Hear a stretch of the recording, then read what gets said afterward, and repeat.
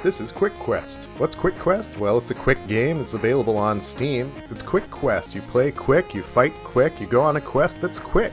So yeah, that's Quick Quest. It's pretty fast too. Oh, wait. Oh, no. No. Look, it's just one death. No big deal. I'll just... That's how it's gonna be, huh? Alright. Let's go back to the beginning and dig in for real this time. I will give a quick warning. Quick. This game has a lot of flashing lights and screen shake, so heads up if you're sensitive to those things. Quick Quest, developed by Sylph, released on February 22nd, 2024. This is a roguelite side-scrolling action game. When I say roguelite, you probably think about games where you get upgrades that persist between runs or unlocking abilities that will appear in later runs. This is not that. When you die, and you probably will, you go all the way back to the beginning. No unlockable items or upgrades. It's just you, the hero, against the game, trying to defeat these 3 evil knights. When you die, the only thing you carry with you is knowledge. Your experience fighting enemies and bosses will help you improve your strategies for the next run. Now, let's see how I did with this game. What you're about to see is a full run with a few other clips stitched in along the way. I'll add a spoiler warning and timestamp after the introductory portions, which are shown pretty obviously in the trailer and screenshots on the Steam page. This first area has slimes and bugs, pretty classic. You can jump and swing your sword, pretty basic. Movement feels fluid and snappy though, so the simplicity works well. Flashing lights coming up as we get past this area and find 2 upgrades to choose from, a wing helmet and a sword of light. I take the sword since it should allow for more attack range and a better charge attack. Now, the first boss, this guy. He charges at you, spikes fall from the ceiling when he hits the wall. He's not too bad though, you can be inside his hitbox while hitting him. Take him out and meet an old man with some advice. These guys provide some general suggestions, things like some swords charge faster and slice further. Then choose an upgrade, a 3-heart refill or a permanent extra heart. I'll take the extra heart container, I think that's likely to be more useful.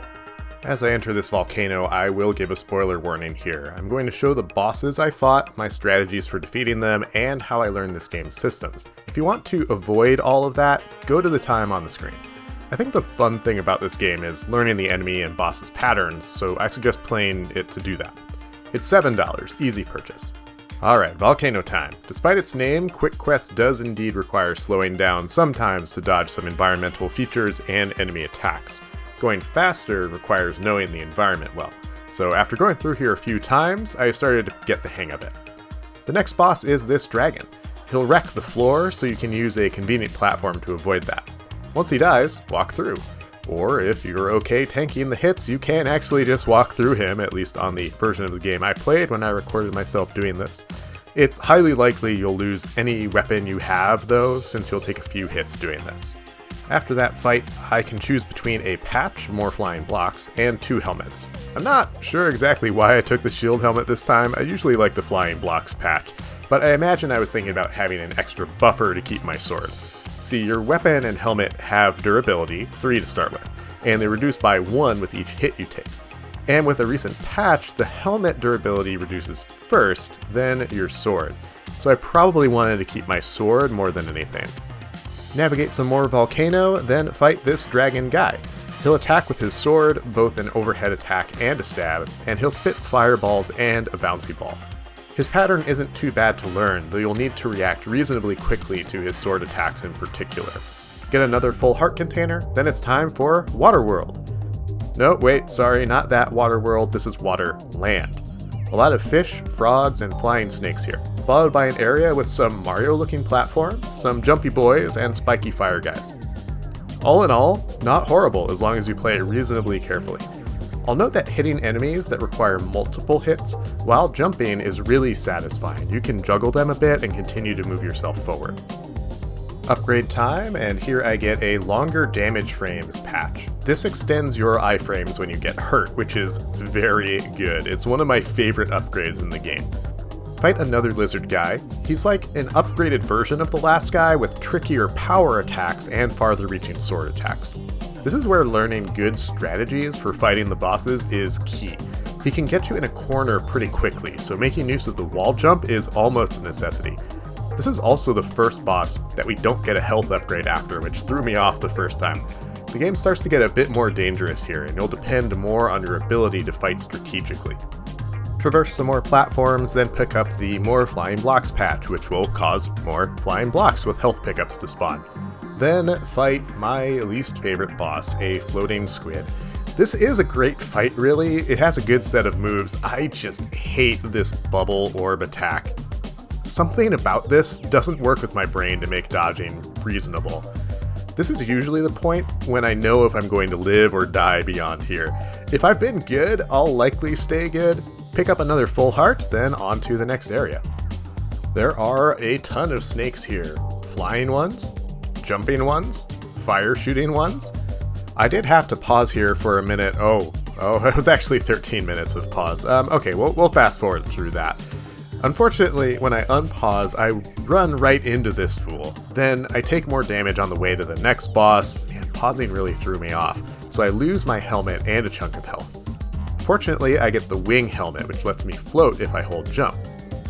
The next boss is the goat. Like the sword-wielding bosses, he swings and stabs, but his swing also creates explosions to jump over. He also fires out some fireballs to dodge over or under, as well as some mouth energy blasts. Dude is just like Nappa. The trickiest thing here is that he'll attack several times in a row, fairly quickly sometimes, so he'll be jumping over one sword swing explosion attack to have to do it all over again. This is where I really appreciate that bosses have clear tells for their attacks. It makes it possible to react thoughtfully. Now, on to the dungeon. There are no healing items before this section, so you better be ready.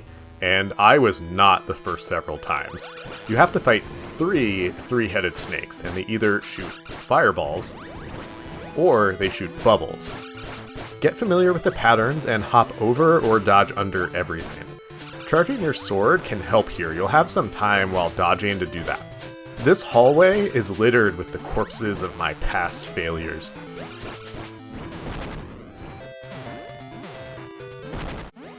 When I get through this time, I have, oh no, 2 health? Seriously, I've died on this next boss a lot. I do not have faith in myself right now. Well, I can at least replace my helmet with another shield helmet. Now let's try to take on this first knight. Start out okay, then take a bit of dumb damage just standing there, and then I just get in the zone. He uses sword attacks like many other bosses, but he has 2 energy ball attacks that require different dodge strategies. The large orbs are kinda tough. You might have some space to jump between them, but I find I usually have to go to the far corners to dodge it. This jump over some big orbs I'm especially happy with. Make it through after beating him and heal finally. Next up, we fight some energy ball shooting ground and air enemies along with fire shooters. And then a face. I play a lot of games with face bosses. This is a pretty popular concept. He shoots both big and little orbs, but isn't too tough really. I take damage from a spike pit, but that's it. Get an axe gear upgrade so I can throw some sub-weapons now and move on to the next area. This section feels a little bit slower paced due to the enemies. We have to fight these Mega Man-like goons and dodge fireballs that shoot up like in the volcano. I hope that you've picked up the More Air Blocks patch because you'll want to stay healthy. I fortunately get a cherry that restores a solid 3 health here. Time for the next knight. He uses his sword, of course, he creates a swirling energy attack, and he shoots some balls. All in all, he's not too bad actually. I only died here 2 times ever. The axes I use do a lot of damage, so sub-weapons are very handy. The next area is pretty short. You pick an upgrade, health for me, then fight the next boss.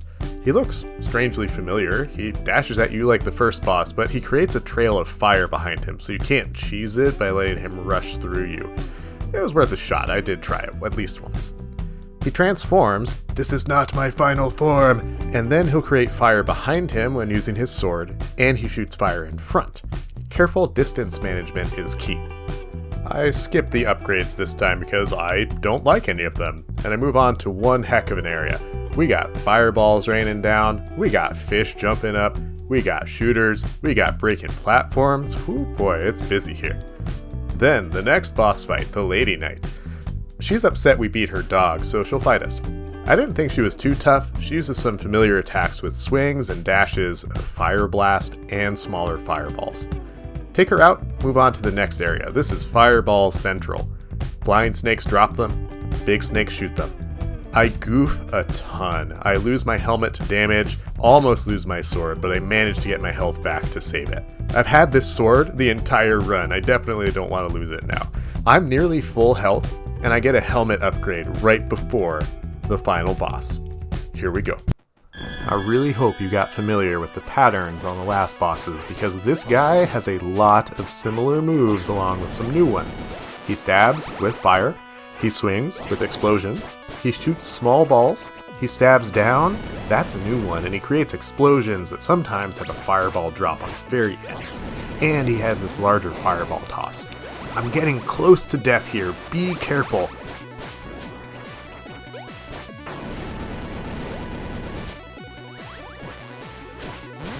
Yes, I did it! It only took me, 7.2 hours? Geez, it didn't feel that long. We get a quick cutscene to end things, and then back to the beginning and... Whoa. What's this? Yes, there's a hard mode. It adds more enemies to each area, introduces enemy types much earlier, and adjusts some boss behavior, including changing their attacks.